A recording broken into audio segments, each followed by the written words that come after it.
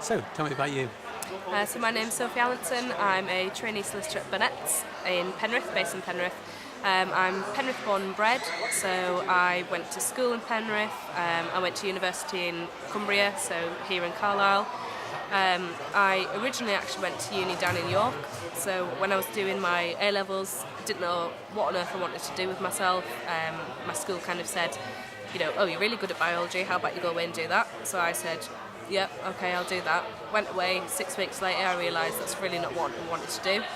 Came back home with my tail between my legs, took a gap year, worked as a manager of a cafe, took my time to actually think about what I wanted to do with myself, where do my passions lie, where are my interests, what gets me going, what gets me ticking, that kind of thing. Realised it was law that I wanted to do. So I joined the Cumbria law programme, stayed there for 3 years, then went down to Leeds for a year, did a postgraduate qualification, and then I got my training contract at Burnett's. Must have been quite hard, wasn't it, realising you were in the wrong thing? It was horrendous. Absolutely horrendous, because when I was in York, the people that I was with were amazing. York University is absolutely beautiful. The tutors were incredible, but everybody goes, and there's this atmosphere that, everything's great, everything's fine, everything's really happy, we're all excited to be here. And I was excited to be there, and it was a great environment, but I just had to realise that actually it's not the environment for me at that time. How hard was that to say? Very hard. What did people say to you?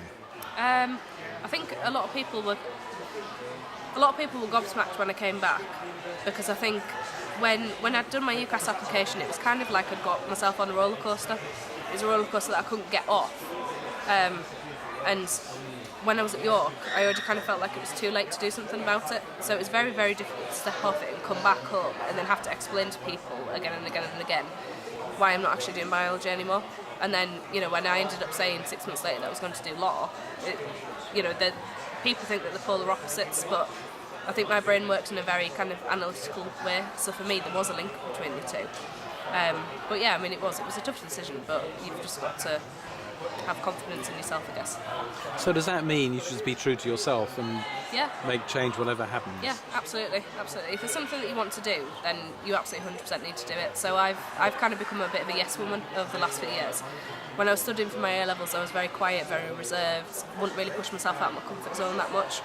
But since I made some quite big decisions, I've been to Africa 2 times, I've worked on a lion conservation project, I've done things that have kind of taken me out of my comfort zone, because that's the way that you learn skills at the end of the day. So do you think everybody should do that? Yeah, absolutely. I do. So what advice would you give to a 17-year-old who's being somehow pushed or dragged down a course? Just hold your ground. Never feel like you're doing something for anyone else other than yourself. It needs to be the right decision for you. If it's not the right decision for you at that moment in time, then you don't need to feel scared about not doing it, because that opportunity can still be there the next year. If you're not sure about a course, it's still going to be there the next year. Take some time out, think about it, think about what do I want to do in 5 years' time, how am I going to get there? If you don't know, then take some time out and just challenge yourself, test yourself, do all sorts. And solicitor in Penrith? Yes, yeah. Good range of clients, interesting work? Yeah, it is. So I'm in employment law. A lot of our clients are actually schools, so there's kind of a whole range of kind of client base. We've got big businesses, small businesses, job logs from the street. Like I say, we've got schools. Education is very personal, so you can have exactly the same issue, an unfair dismissal, discrimination, but you can see it 5 different times in 5 different cases with different aspects of it. So your day's never the same. So you enjoy it? Very.